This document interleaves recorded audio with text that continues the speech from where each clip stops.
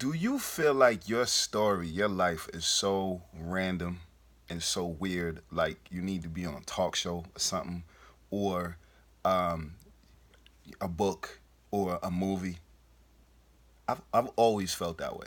My story is so weird that I didn't think anybody would ever connect to it, so I never bothered to tell it. Um, I was born. My name is Prince the Virgo. By the way, hey, how you doing? And that's a new brand and new identity for me. Prince the Virgo, because I see myself as a prince and I'm a Virgo. Now this is based on me just thinking, yo, there's nobody who can relate to this. You know what I mean? I was born in Jamaica, and then I left when I was 10 years old. Didn't know I was leaving, thinking I was going on vacation. It was me, my mother, and my brother. And then when we went to Canada. We were supposed to go to England, didn't go. Got to New York, and when we got to New York, my mother told me and my brother, "Oh, by the way, boys, we live here now. We're not going back." Never spoke to my family again. I never interacted with them again. Phone calls here and there, but it wasn't any birthdays, Christmas calls, and cards. It wasn't none of that. And this was all in the name of the Lord. My mother's a preacher. My father's a preacher. And, there are more details to this story that I'm going to save for the book. But what the punchline is for me is that I come from poor mental health in the home, in a parental unit. Like, even to this day, you know what I mean? I really just can look back and see some poor decision making, some poor leadership, and it is what it is. I don't make excuses, you know what I mean? I don't think that's healthy. And some people say, well, your parents always do their best. I don't think so. Best is a measurement. Best is a conscious effort. I don't think people do that. I don't think we all do our best in our everyday. So, best is something that you got to look at and go, am I doing my best? Could I be doing better? If you're not doing that, then that's not your best. You know what I'm saying? So, I don't feel that that's necessary to make excuses for people. So, I say all that to say, like, I come from the I come from a poor mental health. I have poor mental health in my family, and it's not even just my mother. It's not even just my father. There's other instances that I just choose not to even go into too heavy. The punchline here, the point is me. You know what I mean? Like, I recognize it in looking back and seeing how that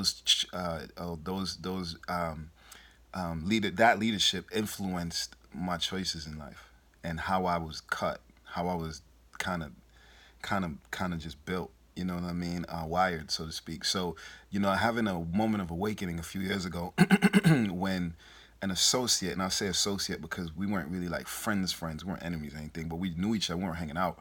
When he passed away, it just woke me up and made me ask myself, yo, what the fuck are you doing? And I had to really look back and see how those poor choices, really shaped some more poor choices on my end. Poor relationship choices, not knowing how to connect with people.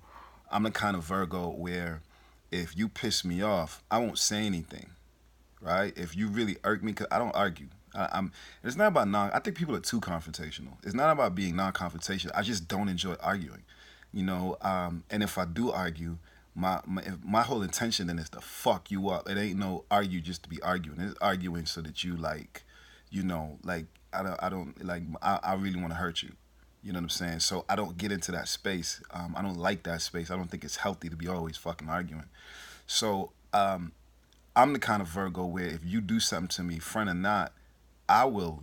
If I feel like I didn't deserve that and I don't want to know somebody like you anymore, that's exactly what's gonna happen. I will just delete your number out my phone and never speak to you again. You never hear from me again. Ain't no issue, ain't no beef. You say something to me the wrong. And these days it's even worse.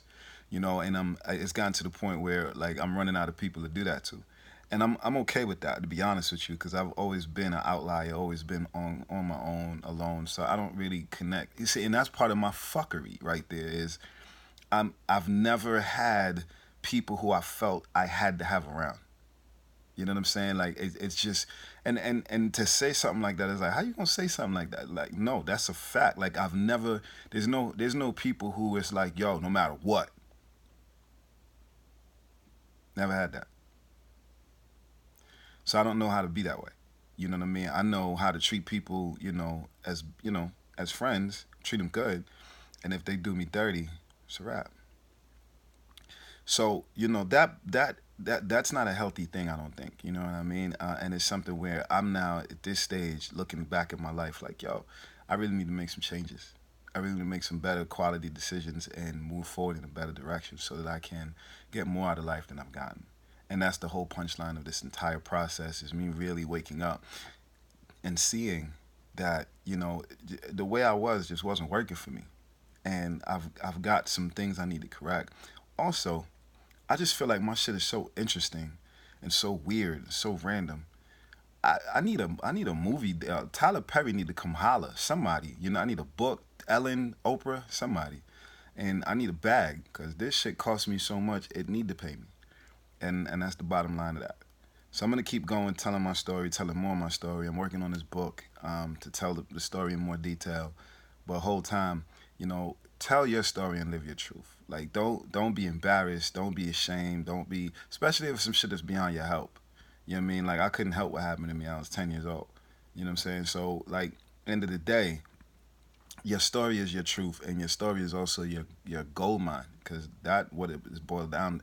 That's what it boils down to me is how can I make my life better? You know what I mean? Is to get more quality ingredients in it and quality costs. That bullshit of the best things in life are free is bullshit. That don't cut it to me. It's not free. I don't like free. I don't do free. You know what I mean? I've done free for a long time and it didn't serve me as best as it's supposed to, coulda, woulda, shoulda had. So I feel like it's good to chase that bag and get better quality stuff in your life. Stuff including you know therapy, you know medicine. You know what I mean? Not medication, medicine. Difference, big difference. Quality food, quality home, less stress. You know what I'm saying? Less bullshit. If as long as you desire that, and make just a better go of it altogether. And that's what I'm trying to do now. Fly.